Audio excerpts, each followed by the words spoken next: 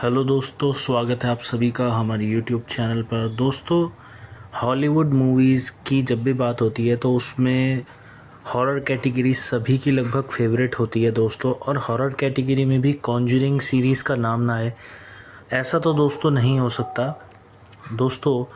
और Conjuring series में दिखाए गए दो कैरेक्टर्स, एड वॉरेन और लॉरेन वॉरेन का जो कैरेक्टर है हस्बैंड वाइफ का, दोस्तों कॉन्जरिंग सीरीज़ की हर मूवी में इन दोनों का ही कैरेक्टर दिखाया गया है। और उस मूवी में ये दावा किया गया था कि ये दोनों रियल कैरेक्टर्स हैं और रियल कैरेक्टर्स से इंस्पायर हैं। और दोस्तों, इन लोगों ने अनगिनत केसेस सॉल्व किए हैं, जिसका एक तरीके से इतना ज़्यादा पॉपुलैरिटी नहीं इन लोगों ने पाई अपने जीते जी। लेकिन मरने के बाद जब जेम्स वैन ने इन्हें मूवीज़ के थ्रू दिखाना शुरू किया तो ये कैरेक्टर्स काफ़ी पॉपुलर हो गए दोस्तों। बट दोस्तों, इनके बारे में ये पता करना अभी तक पूरी तरह से ये बात कंफर्म नहीं है कि ये दोस्तों कि इन लोगों ने कहाँ से अपना काम शुरू किया था, क्या इनकी रियल कहानी है।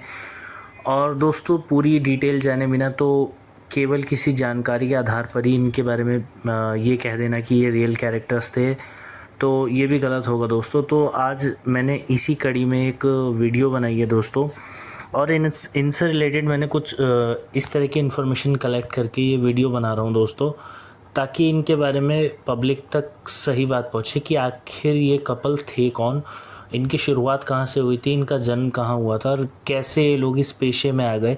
क्योंकि सबसे बड़ी जो मेन बात इनके करियर में रही थी दोस्तों, वो ये थी कि इनको सरकार और चर्च से कोई भी ऑफिशियल पद नहीं मिला था या ऑफिशियल ऐसा सर्टिफिकेट इनके पास नहीं था। हाँ, इन लोगों ने कई ऐसे केसेस ज़रूर सॉल्व किए थे जो कि अपने आप में काफ़ी हॉरिबल और मिस्टीरियस भी थे, जो कि चर्च भी नहीं जिन केसेस को सुलझा पाया उसे इन्होंने सुलझाया या किसी भी तरह से इन्वेस्टिगेट किया दोस्तों।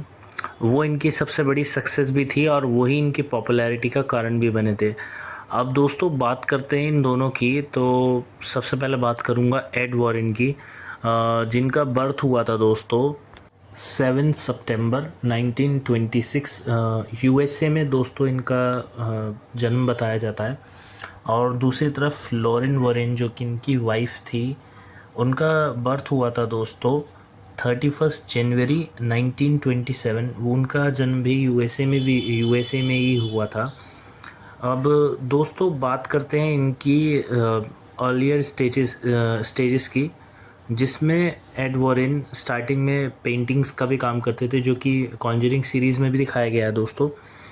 ये पहले पेंटिंग का भी काम करते थे, उसके बाद ये पेंटिंग के साथ साथ ही दोस्तों थिएटर्स में टिकट चेक करने का काम भी किया करते थे। और दूसरी तरफ लॉरेन वॉरेन, जिनको शुरू से ही आत्माओं से कुछ जुड़ाव महसूस होता था या वो आत्माओं से बात कर सकती थी, ये शक्ति उनके पास शुरू से ही थी, ऐसा उन्होंने खुद बताया था। और दूसरी तरफ एड वॉरेन जो थे दोस्तों, ये खुद को डिमोनोलॉजिस्ट, जो कि आत्माओं के एक तरीके से वैज्ञानिक होते हैं दोस्तों, ये उससे संबंधित काम करते थे, जो कि शुरू से ही इनका इंटरेस्ट था। बट ऐसा नहीं था कि अर्लियर स्टेजेस से ये सिर्फ वही काम कर रहे थे दोस्तों। ये काम इनके पेशे में कैसे बदल गया, अभी मैं आपको धीरे धीरे बताऊंगा दोस्तों। सबसे पहले बात करते हैं इनके मिलने की। जब एड वॉरेन एक थिएटर में टिकट चेक करने का काम करते थे, लॉरेन वॉरेन दोस्तों उसी समय उस थिएटर में आई जिस दरमियान इनकी मुलाकात हुई दोस्तों। उसके कुछ समय बाद एड जो थे नौसेना में भर्ती हो गए और कुछ समय बाद छुट्टी लेकर ये वापस आए और लॉरेन से शादी कर ली थी। तो 2 साल तक इनकी फ्रेंडशिप के बाद इनकी शादी हो गई थी दोस्तों इनकी शादी की डेट लगभग 1945 में बताई जाती है। और शादी के कुछ समय बाद ही इन लोगों ने ये डिसाइड किया था कि ये पैरानॉर्मल एक्टिविटीज़ के इन्वेस्टिगेशन का काम ये दोनों शुरू करना चाहते थे साथ में ही, क्योंकि दोनों एक ही तरह की माइंडसेट लेकर चला करते थे दोस्तों। इतना ही नहीं, इसके कुछ सालों बाद लगभग 1952 में दोस्तों इन लोगों ने एक ऐसी सोसाइटी की जो था एक स्थापना कर दी थी दोस्तों, जिसका नाम था new England society for psychic research. दोस्तों जिस संस्था का काम था पैरानॉर्मल एक्टिविटीज़ से रिलेटेड इन्वेस्टिगेशन और निस्वार्थ भाव से लोगों के लिए काम करना। दोस्तों इसी संस्था को इन लोगों ने स्टार्ट किया था और यहीं से इनका सफ़र शुरू हुआ था दोस्तों। और कुछ सालों बाद इन्हें इनका जो सबसे पॉपुलर केस माना जाता है दोस्तों, वो मिला था 1968 में। अब दोस्तों ये वही वाला केस है एनाबेल डॉल वाला, जिसमें कि एक नर्स को एक गुड़िया गिफ्ट में मिली थी दोस्तों।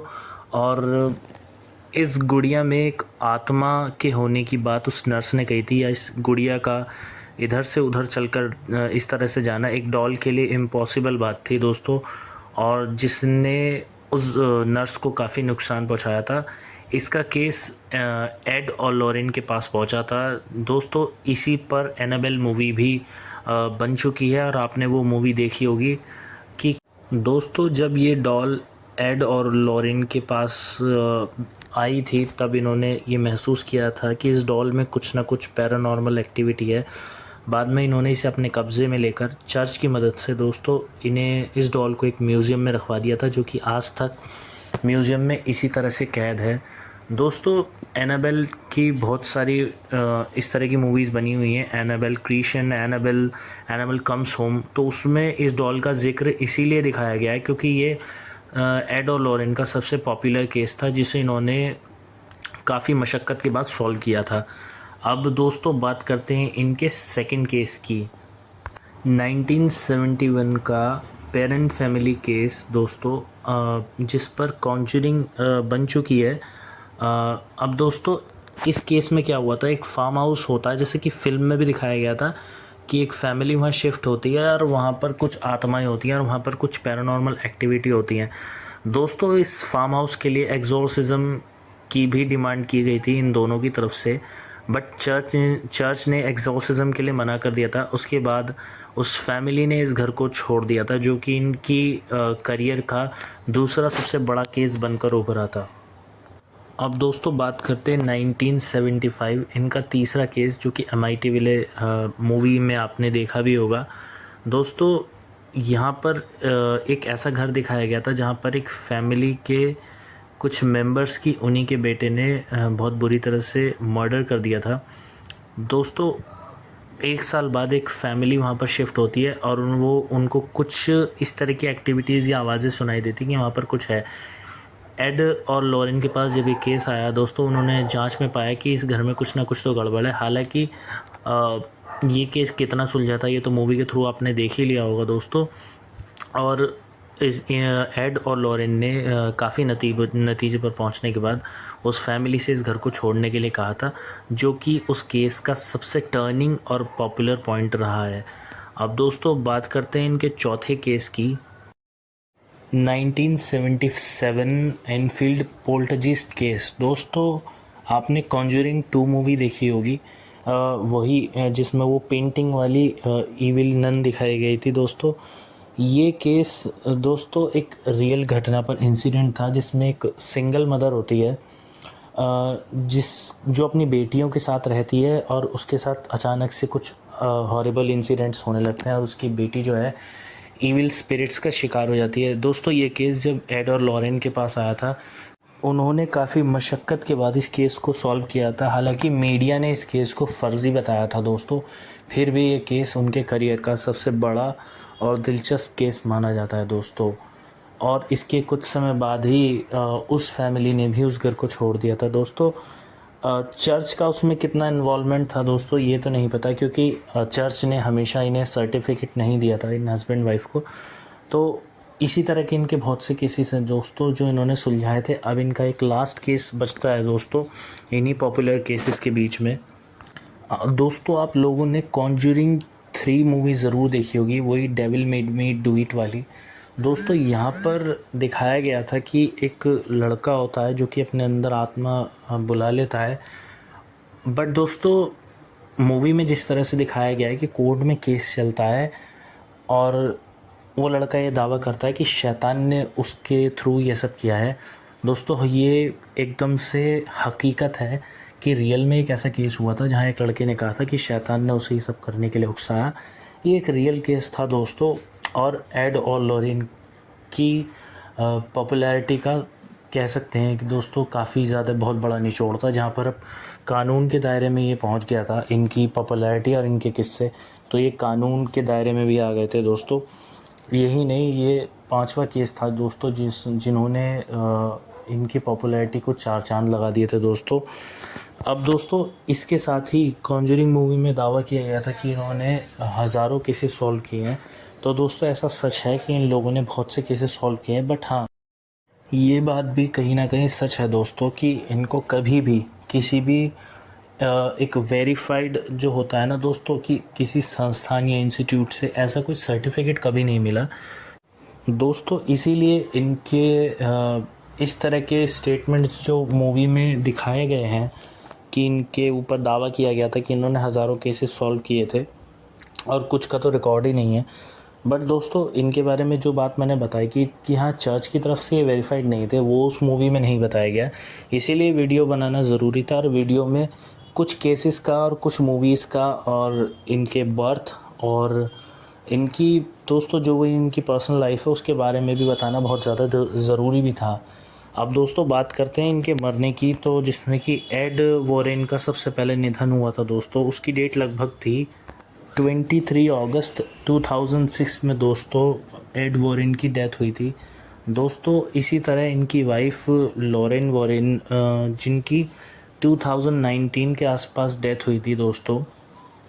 अब दोस्तों इन्होंने जिस संस्था को, जिस इंस्टीट्यूट को इन्होंने बनाया था, new England society for psychic research दोस्तों, इस सोसाइटी का जो अभी तक देख रेख है, जो केयर टेकर है, जो कि आपने कॉन्जरिंग मूवी में इनकी बेटी का कैरेक्टर देखा होगा, जिसे एनाबेल में भी देखा होगा आपने, जूडी, जो इनकी बेटी का जिक्र किया गया है दोस्तों, वही इनकी बेटी अब इस संस्था को चलाती है, और इनका दामाद टोनी अब उसको अच्छी तरह से रन कर रहे हैं दोस्तों।